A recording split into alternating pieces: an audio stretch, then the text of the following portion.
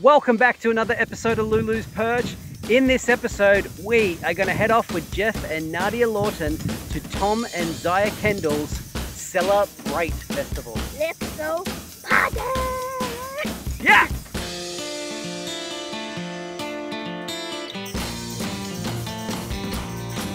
So welcome to Tom and Zaya Kendall's Celebrate Festival. So far the food has been incredible. We've done musical workshops, learned how to look after chickens, and even how to turn cow manure into cooking gas. But now it's time for the keynote speaker, Geoff Lawton, to tell us how he sets up a food forest. Let's go check it out. Okay, so I'm your guest speaker for the next 90 minutes and then an hour of question time over tea break. I'm Geoff Lawton. Tom did a course with me a while ago with Bill, and we're gonna talk about these things, food forests, which vary innumerably across the planet in their styles and variations of elements. Most people are roughly this region. Yeah. So we'll stick to this region. You've always got to look at climate whenever you're designing anything. It's one of the first things that changes your focus as a designer. It's one thing to be a designer. It's another thing to be an accurate designer and get it more focused into your particular region.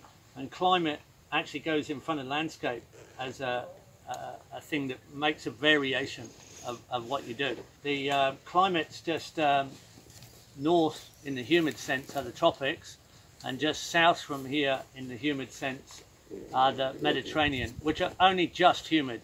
The Mediterranean climates are just on the edge of arid or evaporation over rainfall. So here we have to be very careful in the subtropics, be very careful about our springtime. This is when we can cause most damage. Remembering that the deserts are all on this line. And if climate change becomes dramatic, and it's not really dramatic yet, but if it becomes really dramatic, we turn into a desert. We will be a coastal desert here. There's no question about that. It's going to go one way or other. It will go into a dry desert, and all tropicals will die. So you better get ready with a few desert species just in case. Right? Diversity being your security in permaculture.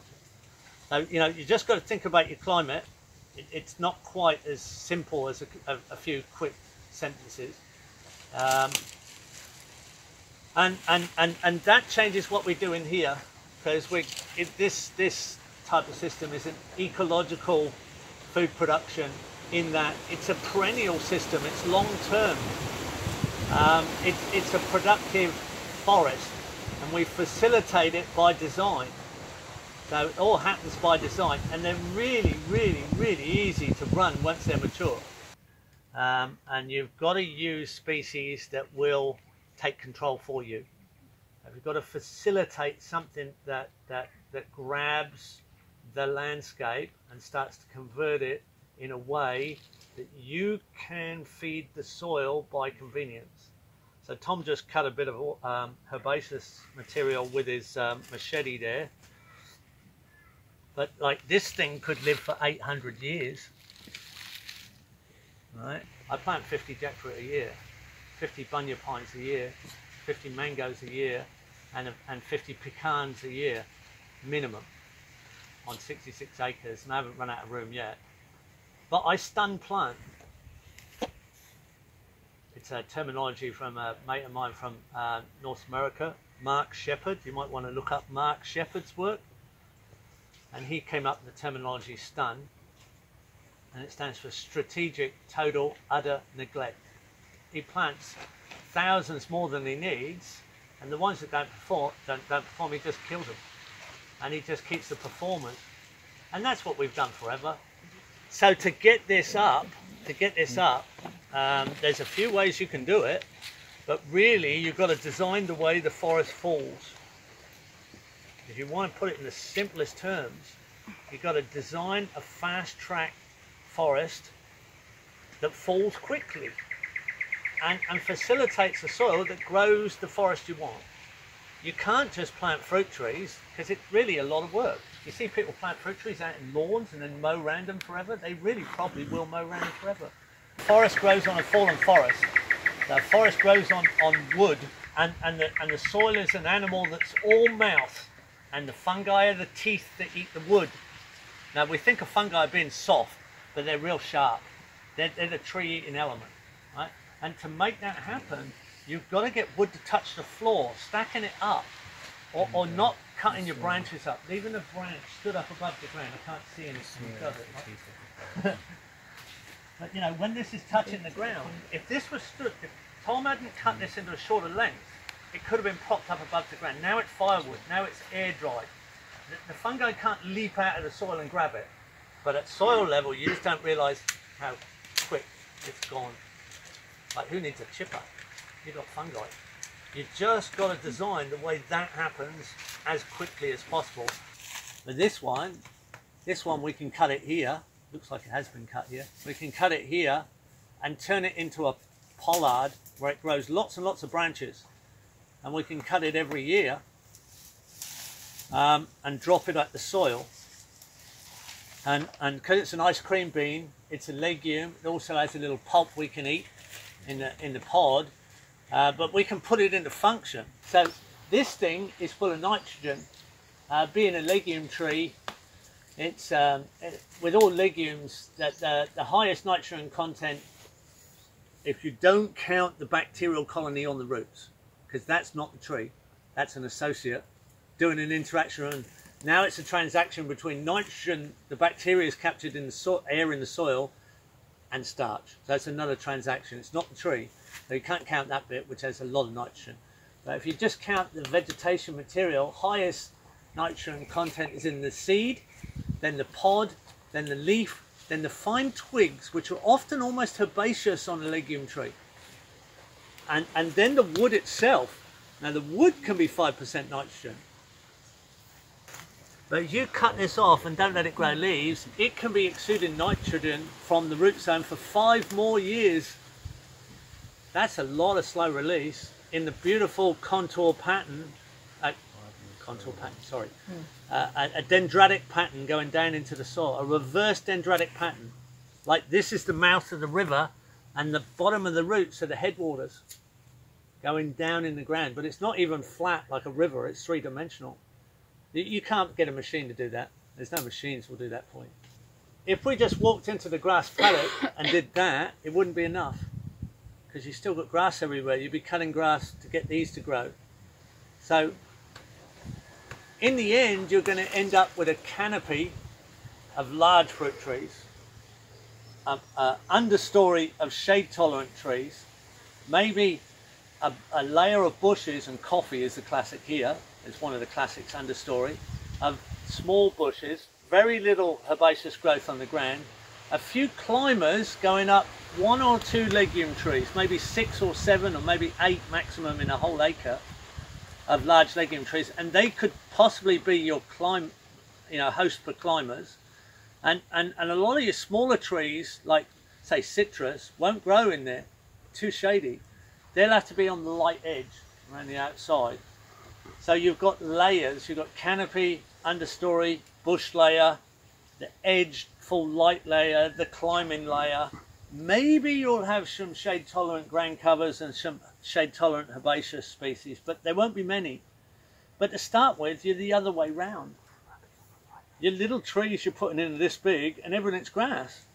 Now everything's dominated by herbaceous layer, and you want to reverse that over time. So the quicker you can do that, the quicker you're into a food forest. So we go from ground cover, short-term legume, medium-term legume, long-term legume. So you stacked it in time. So you're now conducting the orchestra. You're designing the way the forest falls. You're time stacking the event to speed up succession to facilitate a forest that you want. It's still a forest. It's exactly the same as a forest. It functions exactly like a forest. In fact, I just showed you. That's exactly what's going on across the road. There's no difference. Nature has no sentimentality and no prejudice and no assumptions whatsoever.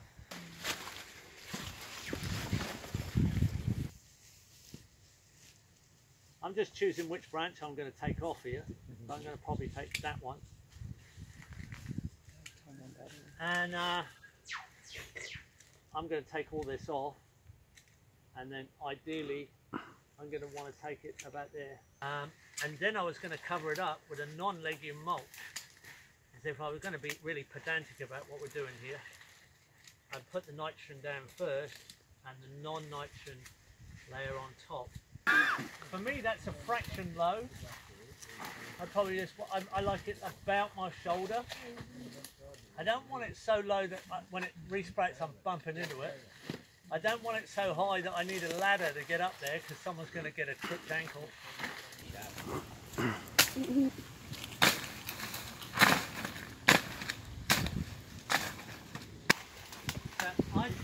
I'd be cutting that about here. We cut that whole thing off to just a straight. And there's a lot of mulch up there. And then I cut all these branches. Can I do it? Yeah. Cut it down.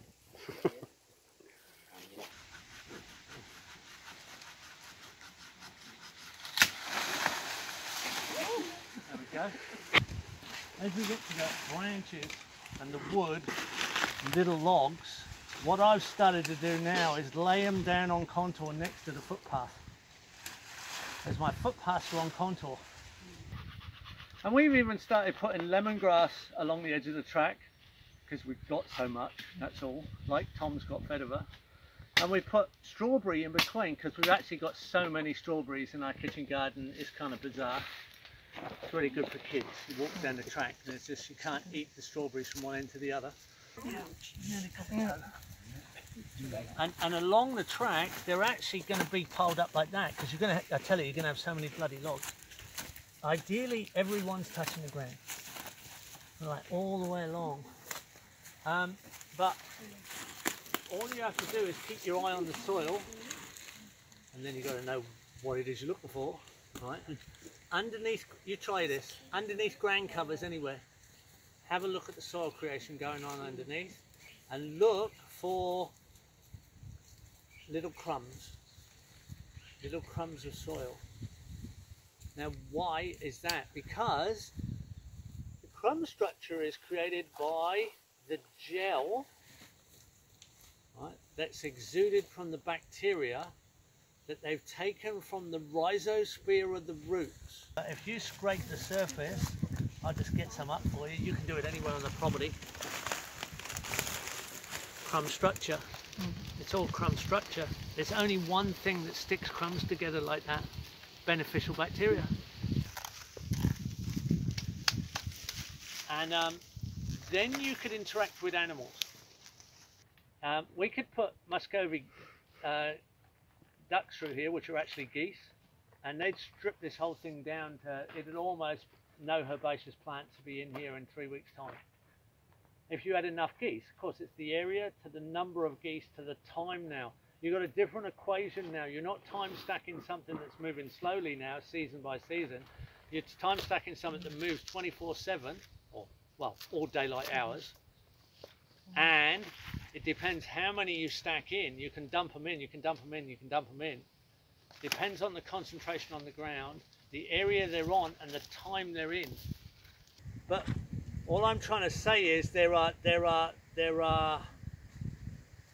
cycles that you can interact with animals in these systems to precurse the system and to maintain the system, to do dynamic work events. But you have to be very careful as to the density of animals over the area to time. And it's all totally possible. But now you have to be the very careful observer because it's a different cycle. Plants don't move as quick as we do. Or animals. Animals move pretty fast and they're very, very, very constant. So your chicken fertility systems, your chicken composting systems, all those systems we develop, they're extremely dynamic, but they're non-stop. They never stop. You know, there's no, oh, I take a day off from the animals. That doesn't happen. You know, you can take a day off from this without the animals, but the animals you can't take a day off. You got to be feeding them. You got to be watering them. You got to make sure they're okay. Plus, you got to watch they're not going too far, too quick.